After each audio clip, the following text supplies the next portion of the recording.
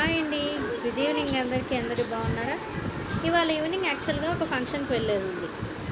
ఒక చిన్న ఏమంటారు డౌట్ వల్ల ఆగిపోయాం. మా ఆయన రెడీ అవ్వలేదా అన్నారు. రెడీ అవుతున్నానండి, జస్ట్ 2 మినిట్స్లో రెడీ అవుతాను అన్నారు. ఒక 2 మినిట్స్కి బదులు 10 సెకండ్స్ లోపే వచ్చి డబ్బా డబ్బా డోర్ కొడుతున్నారు. ఏమైందండి అంటే క్యాబ్ క్యాన్సిల్ చేసేసానులే అన్నారు. ఎందుకు అన్నారు.